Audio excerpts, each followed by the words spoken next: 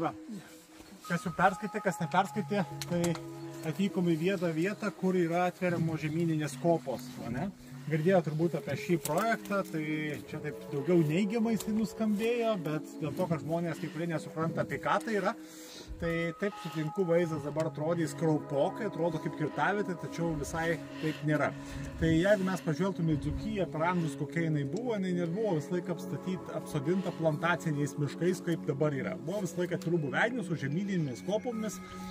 Ir tai reiškia su atviromis kopomis, kur būdavo įvairi augalija, flora, fauna ir panašiai, kuri gali gyventi tik tais ant žemyninių kopų, būtent tų smiltyninės rūšys. Tai buvo Natūra projekto metu, Natūralito, nuspręsta atverti 3 tokias vietas, kur tos rūšys galėtų vėl pradėti formuotis. Tai viena iš tų kopų yra čia, tai pati didžiausia, man atrodo, štai yra. Viena nuo Varėnos link Marcinkonių važiuojant, kiaurai pravažiuojama, ir viena yra iš Čepkelių vakarinės dalies. Iškirto pernai šitą teritoriją ir dabar atrodo tiesiog kaip kirtavietė. Tai sunku suprasti, kuo čia ta teritorija ypatinga.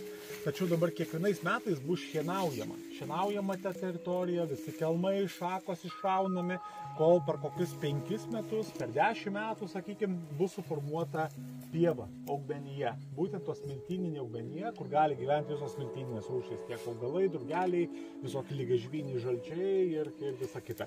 Tai, sakykime, dabar žmonėms sunku suprasti, kuo tai skiriasi nuo kirtavietės. Sako, va, taigi pilna tų kirtavičių, čia dar viena kirtavietė, tačiau tikslas kitoks. Kirtavietė po metų yra užsodinama plantacija vėl užauga augalynas, paskui vėl iškertama, net nespėjus ten į miškų niekam suformuoti.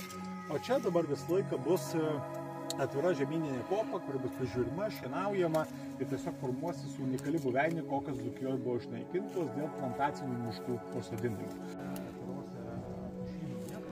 Ir tenais maitinasi. Tai kad jau būtų visiškai dėlėta, tai reikia užaugti pievą ir ten atsirastų daug vabzdžių. Dabar aš matau, kad jie čia pradeda maitintis, yra vėjo supustyti, ir toliau jie užaugo. O Čepkeliai, kur yra didžiausia pelkė, anksčiau buvo Baisulinio dydžio ežeras.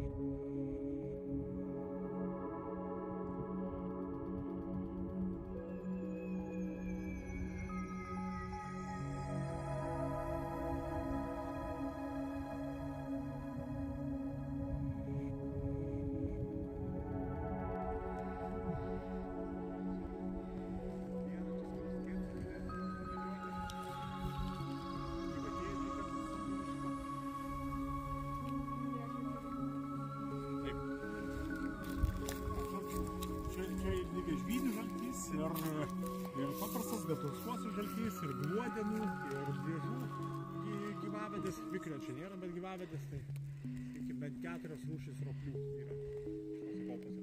O tas lygiažvynys, tai jisai neturi geltonų dėmelių? Ne, jisai iš esmės angį primena. Žmonės sumaišo kartu su angimi. Čia būtų kraštą truputį panašus angies turi.